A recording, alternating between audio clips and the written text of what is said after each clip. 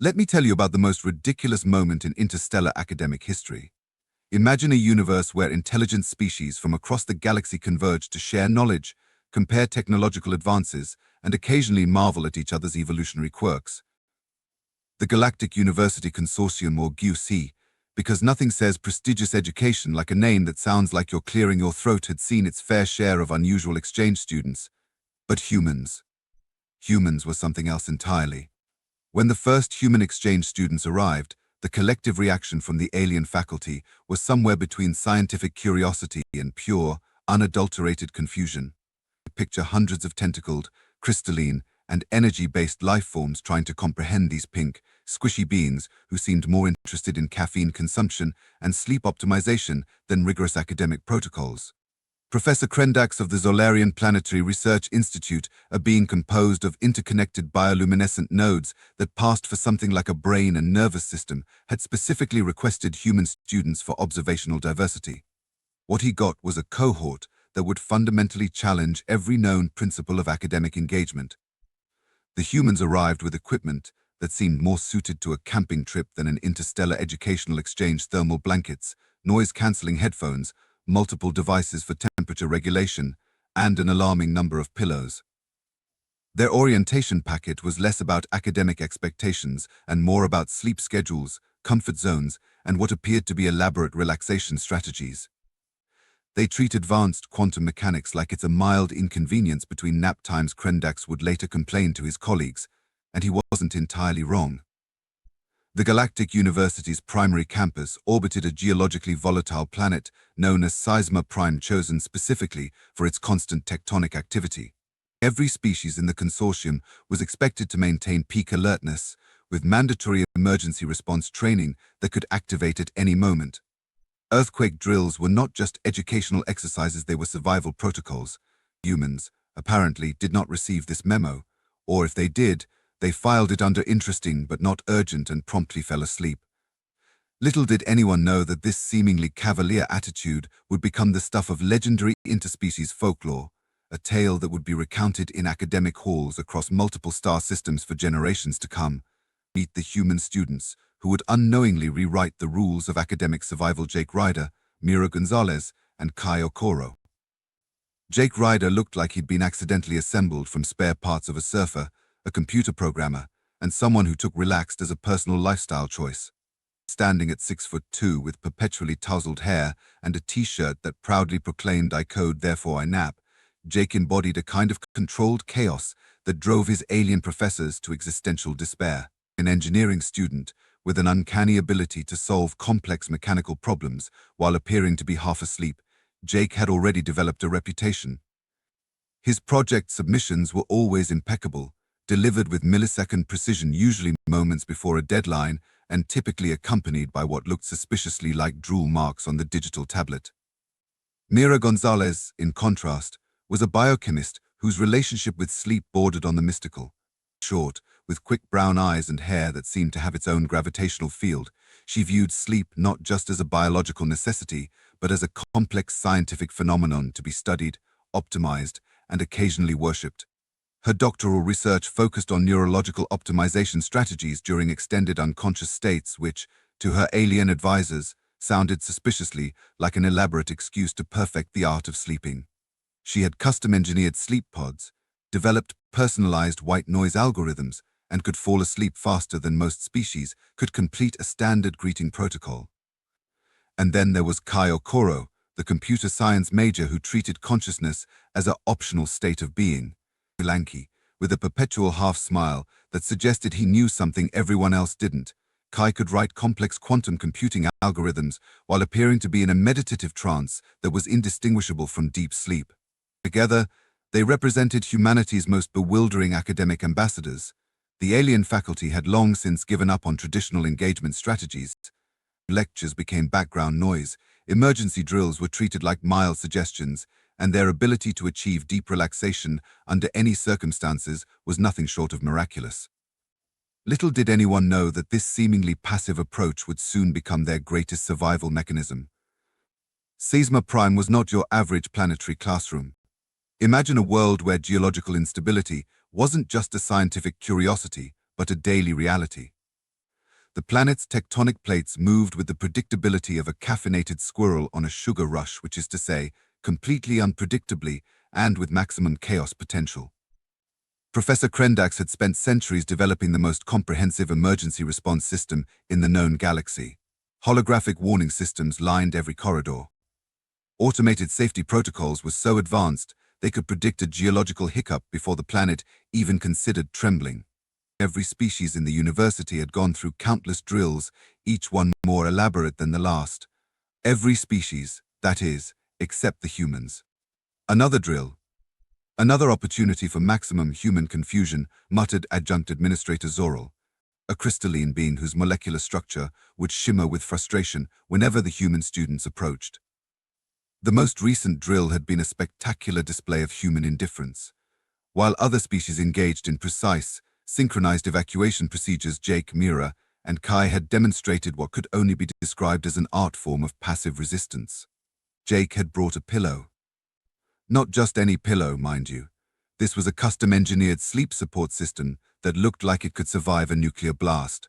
When the emergency sirens blared, he had simply adjusted his noise-canceling headphones, mumbled something about calibrating sleep parameters, and proceeded to demonstrate what appeared to be the most relaxed potential death scenario in academic history.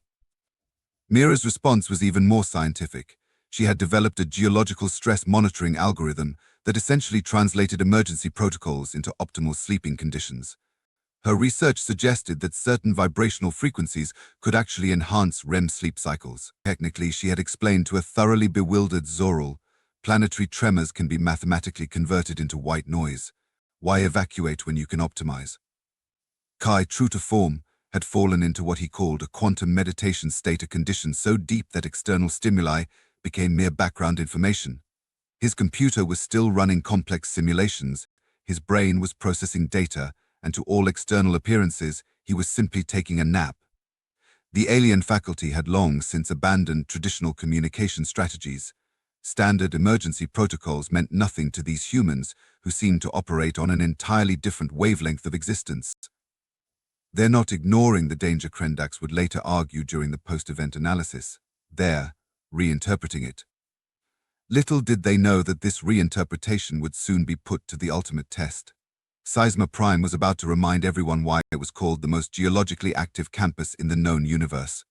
The ground began to whisper, then mumble, then prepare to scream. At 0347 hours in Galactic Standard Time, Seisma Prime decided to throw the most impressive tantrum in its geological history. This wasn't just an earthquake. This was a planetary nervous breakdown of epic proportions. The initial tremor registered 9.8 on the Richter scale, a number that made seasoned geologists weep and tectonic plates consider early retirement. Holographic warning systems erupted into a cacophony of alerts, with emergency protocols firing simultaneously across every academic complex. Zoral's crystalline structure began to fracture and realign, a physiological response that translated to pure, unadulterated panic. Emergency evacuation sequence initiated. The system blared, its AI voice hitting frequencies that could shatter reinforced quantum alloy windows. In the human dormitory, Jake Ryder turned slightly, adjusted his noise-canceling headphones, and continued sleeping. Mira Gonzalez, mid-dream about quantum biochemical interactions, unconsciously activated her custom sleep stabilization system. As massive geological plates collided and entire mountain ranges shifted, her bio-calibrated mattress subtly adjusted, maintaining her perfect sleep angle. Kai Okoro's quantum computation simulation continued running, his brain processing complex algorithmic models, while his body remained in what could only be described as a zen-like state of complete relaxation. The planet was quite literally tearing itself apart. Massive continental shelves separated and rejoined in geological seconds. Entire research complexes transformed from stable structures to abstract architectural art installations. Gravity itself seemed confused about its primary directive. Professor Krendax watched in horror as his meticulously designed emergency evacuation protocols dissolved into chaos. Tentacled administrators from 17 different star systems scrambled, their communication networks a tangled mess of panic and incomprehension. And the humans. They slept, not just slept. They achieved a level of unconsciousness that defied every known law of situational awareness. While other species were engaged in complex survival maneuvers, Jake, Mira, and Kai remained in what could only be described as a state of profound, uninterruptible peace. Jake's pillow remained perfectly positioned. Mira's sleep metrics continued to record optimal brainwave patterns. Kai's computational systems hummed along, processing data with Zen-like consistency. The earthquake wasn't just moving ground. It was rewriting the very definition of survival. As the ground convulsed and reality itself seemed to have a nervous breakdown, something extraordinary began to happen. The humans weren't just sleeping, they were unconsciously responding to the planetary chaos with a precision that defied every known principle of emergency management. Jake's custom engineering systems, originally designed for optimal sleep environment control, began to activate. Micro-stabilizers in his sleep pod automatically engaged, creating a localized gravitational field that prevented debris from entering his personal space. His noise-canceling headphones, equipped with advanced acoustic dampening technology, started filtering and redirecting seismic vibrations. Mira's biochemical research took an unexpected turn. Her sleep optimization algorithms, continuously monitoring physiological responses, began to interact with the surrounding environmental data. Her custom mattress wasn't just a sleep surface, it was now a dynamic geological response system. Micro-hydraulic stabilizers beneath her bed began to counteract the ground's movement, creating a bubble of impossible stability. Kai's quantum computational systems did something truly remarkable. His sleeping brain, still processing complex algorithms, started interpreting the seismic data as a massive computational problem.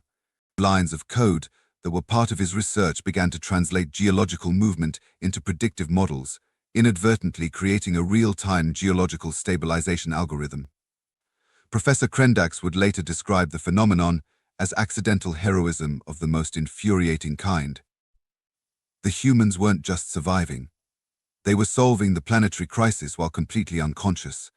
Zoral's crystalline structure vibrated with a mixture of horror and grudging respect. Emergency response teams from multiple star systems watched in disbelief as 3 human students essentially neutralized a catastrophic geological event, all while appearing to take the most impressive nap in galactic history. Micro-tremors that should have destroyed entire research complexes were subtly redirected. Gravitational anomalies were mathematically resolved. Structural integrity was maintained through a combination of unconscious engineering, biochemical optimization, and quantum computational wizardry. "They're not even awake," Zoral muttered, watching holographic displays that showed impossible stability emerging around the human students' living quarters. How are they doing this? The answer, as it turned out, was quintessentially human. They weren't trying. They were simply existing in their most natural state, complete, uninterrupted relaxation, and in doing so, were solving problems that entire teams of galactic experts had spent centuries attempting to address. As the final seismic waves subsided, the humans continued to sleep. Jake's hand twitched slightly, perhaps adjusting his pillow. Mira's breathing remained steady, her brain waves showing nothing more than the most peaceful of sleep cycles. Kai's computational systems hummed softly, still processing data. The planetary crisis was over, and not a single human had been disturbed. The initial assessment teams looked like they needed psychological evaluation more than the humans did. Xenobiological research teams from 17 different star systems converged on the human living quarters, their collective scientific curiosity bordering on clinical obsession. Holographic data displays surrounded the sleeping humans like some bizarre medical museum exhibit, tracking every microscopic detail of their unconscious existence. "This defies every known principle of emergency response," declared Dr. Silara, a multi-tentacled researcher whose species had literally invented predictive crisis management. Her appendages waved in a pattern that roughly translated to complete and utter professional bewilderment. The preliminary report read like a fever dream of scientific impossibility. Jake Ryder's sleep pod had not only survived the earthquake, but had actually created a localized stabilization field that prevented structural damage to surrounding facilities. Mira Gonzalez's biochemical sleep optimization system had inadvertently generated a real-time geological dampening algorithm that had reduced seismic activity in a 2.3-kilometer radius. Kai Okoro's quantum computational sleep state had processed geological data at speeds that made existing supercomputers look like abacuses. They weren't just surviving. Professor Krendax noted during the initial briefing, his bioluminescent nodes flickering with a combination of frustration and grudging admiration. They were solving a planetary crisis while achieving what can only be described as the most epic nap in galactic history. The investigation revealed layers of unintentional brilliance. Jake's engineering background had subconsciously integrated his sleep environment systems with structural stabilization protocols. Mira's biochemical research had transformed her sleep pod into a living, breathing geological monitoring system. Kai's quantum computing skills had turned unconsciousness into the most advanced predictive modeling tool in the university's history. "It's like they weaponized relaxation," muttered Zoral, the crystalline administrator, reviewing data streams that showed impossible levels of crisis management. The most frustrating part for the alien researchers: the humans remained completely unaware. Their sleep metrics showed nothing more unusual than optimal rest cycles, no elevated stress responses, no indication that they had just saved an entire planetary research complex from total destruction. When Jake finally woke up, he stretched, looked around, and asked the most human question possible: "Is there coffee?" Dr. Silara's tentacles nearly short-circuited from sheer existential frustration. The comprehensive report would later be titled Unconscious Intervention, Human Exchange Students, and Unintentional Planetary Stabilization, a document that would become required reading in xenobiological communication courses across the galaxy. Humans, it seemed, had turned accidental heroism into an art form. The Galactic University Consortium's emergency committee meeting looked less like an official proceeding and more like a collective therapy session for traumatized alien administrators. "We cannot," Professor Krendax began, his bioluminescent nodes flickering with bureaucratic intensity, "officially recognize a crisis response that occurred while the primary actors were technically unconscious." Zoral's crystalline structure vibrated with what could only be described as bureaucratic constipation. "But we also cannot ignore the fact that they literally saved an entire planetary research complex without doing anything." The debate raged for what translated to approximately 73 standard Earth hours. 17 different species argued about the protocol for recognizing accidental heroism of such monumentally ridiculous proportions. In the end, they did the only thing bureaucracies know how to do: they created an entirely new academic classification.